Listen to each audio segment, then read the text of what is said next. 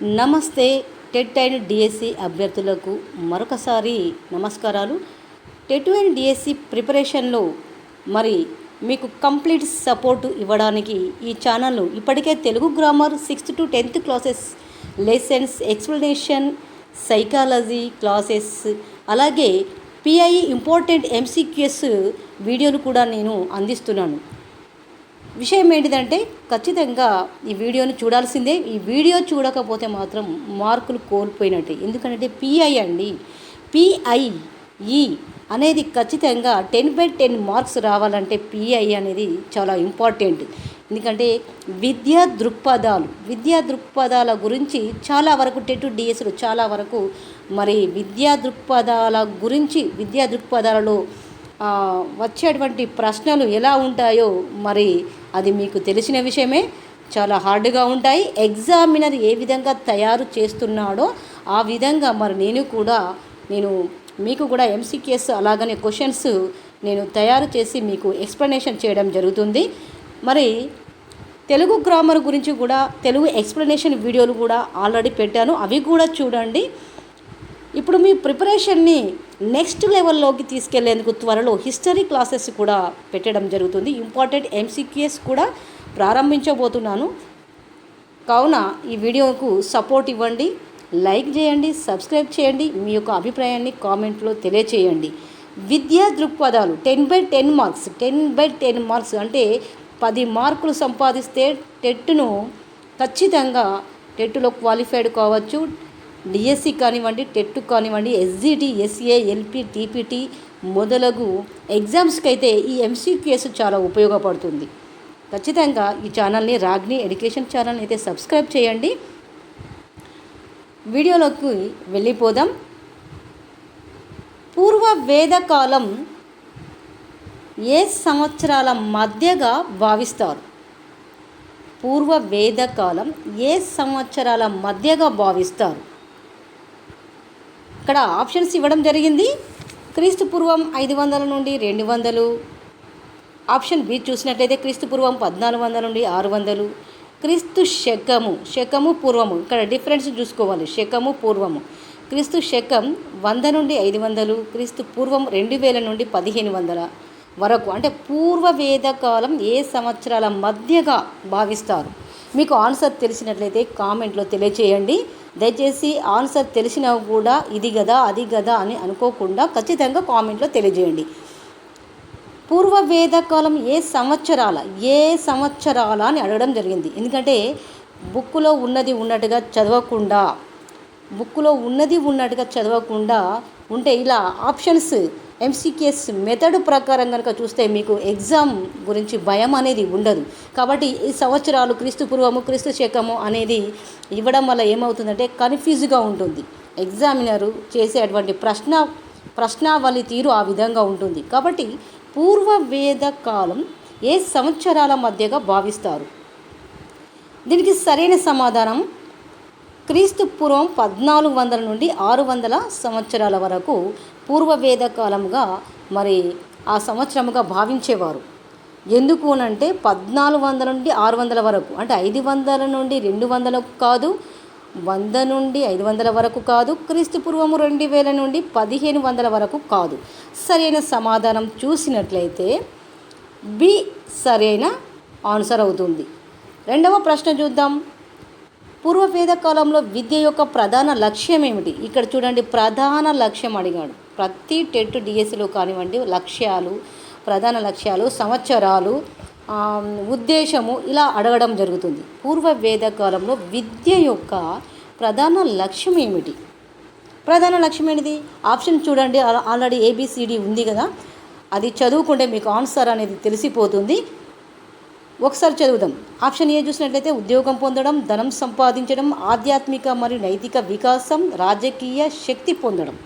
ఇందులో పూర్వవేద కాలంలో విద్య యొక్క లక్ష్యం అడిగాడు కదా, మరి లక్ష్యం ఏంటిది? ఉద్యోగం పొందడమా? కాదు. ధనం సంపాదించడమా?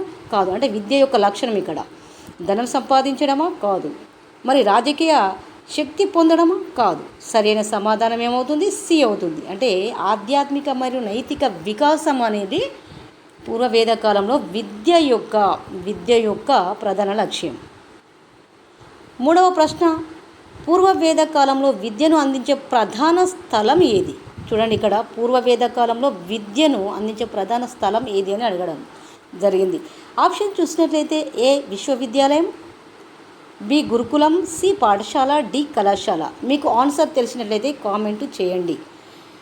టెట్ అభ్యర్థులారా, డిఎస్సి అభ్యర్థులారా, ఖచ్చితంగా ఈ వీడియోను చూడండి. చాలా ఇంపార్టెంట్. 10/10 మార్కులు. మరి ఐపీ అనేది రావడం అంటే చాలా కష్టము. ఎందుకనంటే ఇది కన్ఫ్యూజ్గా ఉంటుంది కాబట్టి ఖచ్చితంగా వీడియోని చూడండి, ఫాలో అవ్వండి.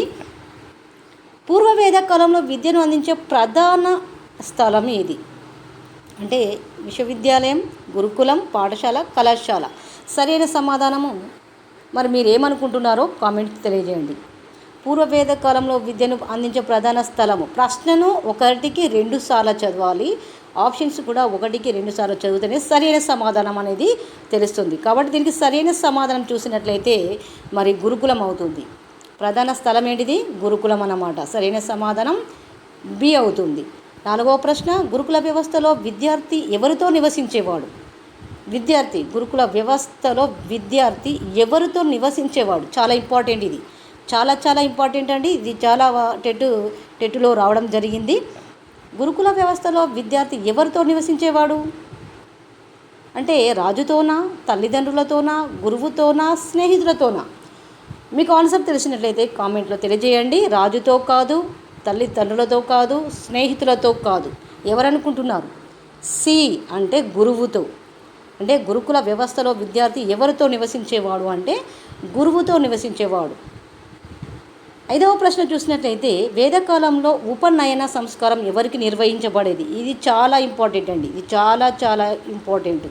ఎందుకనంటే ఉపనయనం గురించి రావడం జరుగుతుంది టెట్టులో ప్రతి 2 సార్లు, సంవత్సరానికి 2 సార్లు జరిగేటువంటి టెట్టులో కానివ్వండి, డిఎస్సిలో కానివ్వండి, ప్రతిసారి రావడం జరుగుతుంది. డిఎస్సి నోటిఫికేషన్, డిఎస్సి ఎగ్జామ్ జరిగినప్పుడు కూడా ఇవి ఇవ్వడం జరుగుతుంది. కాబట్టి వేదకాలంలో ఉపనయన సంస్కారం ఎవరికి నిర్వహించబడేది? ఎవరికి నిర్వహించబడేదని మీరు అనుకుంటున్నారు? ఆన్సర్ తెలిస్తే కామెంట్ చేయండి. ఆప్షన్ చూసినట్లయితే అందరికీ, బ్రాహ్మణులకు మాత్రమే, సి 3 వర్ణాల వారికి, డి శూద్రులకు మాత్రమే. ఎవరు అనుకుంటున్నారు? 5వ ప్రశ్న, మరి అందరికీ కాదు, బ్రాహ్మణులకు మాత్రమే కాదు, తర్వాత శూద్రులకు మాత్రమే కాదు. ఎవరికి?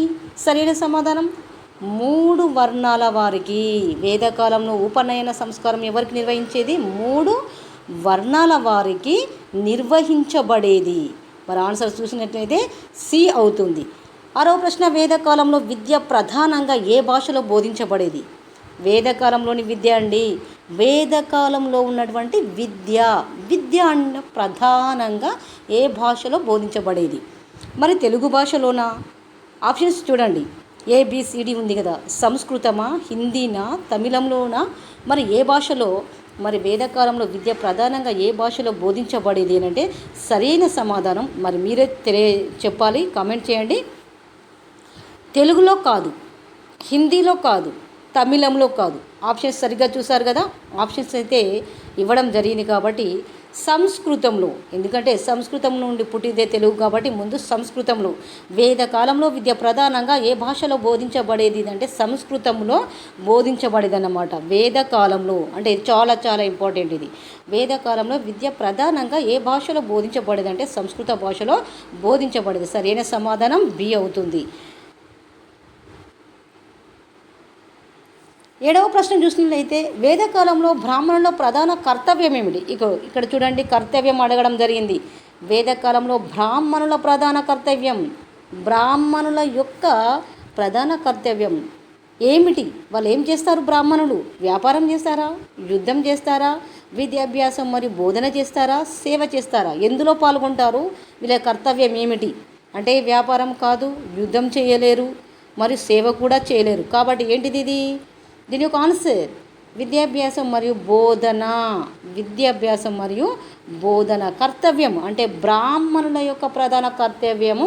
ఇది మాత్రమే సరైన సమాధానం అవుతుంది. విద్యాభ్యాసం మరియు బోధన అనేది సరైన సమాధానం అవుతుంది. 8వ ప్రశ్న చూసినట్లయితే క్షత్రియుల ప్రధాన బాధ్యత ఏమిటి? క్షత్రుల యొక్క ప్రధాన బాధ్యత ఇక్కడ బాధ్యత అడగడం జరిగింది. ఇది కూడా చాలా ఇంపార్టెంట్. బాధ్యత, క్షత్రియుల యొక్క ప్రధాన బాధ్యత ఏమిటి? క్షత్రియులు అంటే ఎవరు? వారు ఏం చేస్తారు? వ్యవసాయం చేస్తారా?